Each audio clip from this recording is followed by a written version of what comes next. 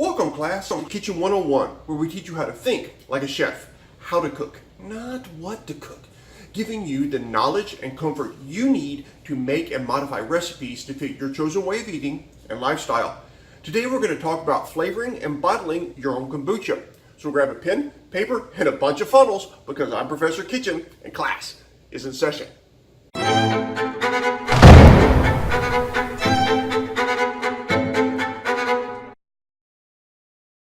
Last time we looked at how to brew kombucha. You can find that video here. It's now about 2 weeks later and it's time to bottle. Let's get to it. Before we start, if you enjoyed this lesson, please give it a thumbs up. If you want to see more lessons like this, click the subscribe and the bell buttons, or subscribe and bell buttons, so that you get notifications every time I release a new class. Now the first thing you're going to want to do is taste your kombucha to make sure that it's as strong as you want it to be. Go ahead and dip a long spoon into the batch and take a sip. If the flavor is like you like it, then it's time. If it's not ready, wait a day or two. If it's too sour, let it sit around for another week or two and you'll have a bunch of kombucha vinegar. But that's a class for another time. Now let's get our equipment together. We're going to need a digital scale, 2 funnels, one for dry and one for wet, 2 tablespoons, one for dry and one for wet, 1 ice pick to persuade stubborn items through the funnel, single serving size jars or bottles. You want to make sure you use something that won't leach any flavoring or any flavor into the kombucha. No plastic especially. Remember that kombucha is fairly acidic and can start dissolving some materials. Make sure you use a container that won't become part of the drink. I've also got some 2-gallon glass containers because I know that I don't have enough bottles to hold all the kombucha I made. Don't forget your sweetener as well. This time you can use whatever you want. No need to stick with table sugar. I'm using agave syrup and a blend of stevia and Splenda. Got your flavorings. I like fruit-based flavorings for my kombucha. I've got some kiwi, strawberry, and blueberry compotes, as well as some frozen lemon juice that we put back. Play around with these. Find stuff you really like. You're also going to need something with which to label the jars so that you will know what flavor is in what jar. I use some tape and a permanent marker. Great tip here is to just write the initial of whatever flavor you're using on a piece of tape and put it on the stopper on the top of the jar. Of course, if you're doing blueberry, boysenberry, and blackberry, well, you're going to have to find another method. Sorry. Now that we got our hardware assembled, let's bottle some kombucha. Yeah! The first step is, as always, planning. Get an idea how much flavoring and how much sweetener you want to put in each jar. This can be tricky when you're first getting started. Just to give you a point of reference, my family and I like to use 1 tablespoon of fruit compote with 2 tablespoons of sweetener and 10 grams or about half a tablespoon of agave syrup. You might want to try something like that for your first batch. It shouldn't take too much more tweaking to get it down to your taste. Hey, and don't be afraid to play around with flavors. If you have a favorite flavor, see if you can use it in your homemade kombucha. Are you worried that other people will think that you're weird for your kombucha flavor? Who cares what they think? They're not going to be drinking it. You are. So make it like you like it. Also, don't be afraid to play around with sweeteners. I use the ones I do because of my diabetes. If you don't like the ones I use ones you do like.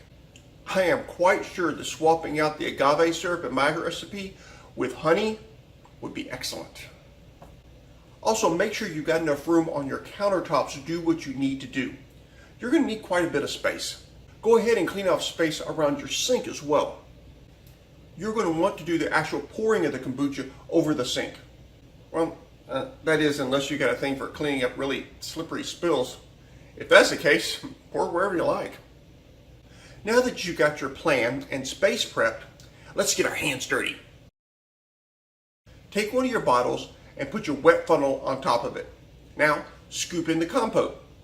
You might have to use the ice pick to get all the fruit bits down in there. Kind of go psycho on it.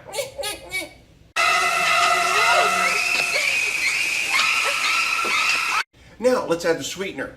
You can leave the wet funnel on and pour in any wet sweetener that you're using, like agave or honey that we just talked about. Or you can just squeeze it into the top of the jar like I do if you want to live a little dangerously. Replace the wet funnel with the dry one and add your dry sweetener. Make sure you swap out the dry measuring spoon or things are going to get really messy really quickly. Repeat this process for all of your bottles. Once you've got all your bottles ready with your chosen sweeteners and flavorings, let's get the actual kombucha in there. We're going to take each bottle to the sink and fill it up. The kombucha will create a head on it like on a soda or a beer. Set each bottle aside and wait for all the bubbles to pop. Go ahead and do a first fill on all of your prepped bottles. We're going to need to top those off, but before you do that, while there's still some space in there, go ahead and close the cap, turn the bottle upside down, and give it a bit of a shake. What this is going to do is get the compote and sweeteners that are on the bottom mixed up into the rest of the kombucha. If you don't shake it up, then your drink won't taste the same all the way from the top to the bottom. Now we're going to go back and top off each bottle. When opening back up, be careful.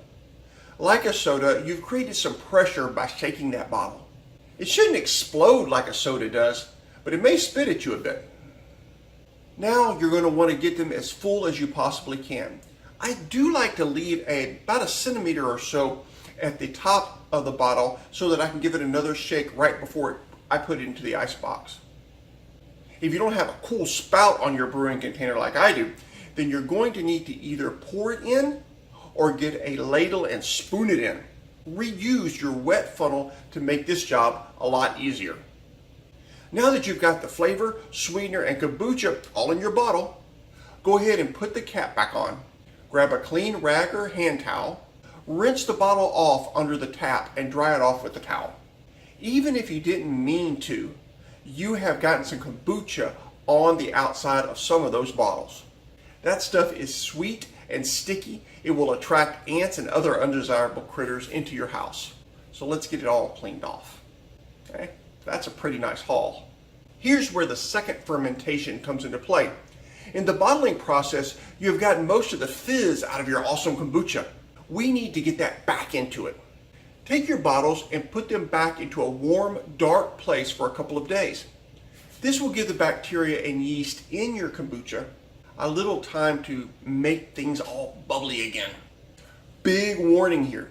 Don't leave the bottled kombucha at room temperature for too long or the amount of pressure in there can get dangerous. If this happens, the best outcome is the kombucha goes all over the place. The worst is that bottle could explode with someone near enough to get hurt. Don't want that happening. The second fermentation only takes about 2 days. Don't leave it out for much longer than that. Once you're satisfied with the amount of bubbly in your kombucha, give it another little shake and put it into the freezer.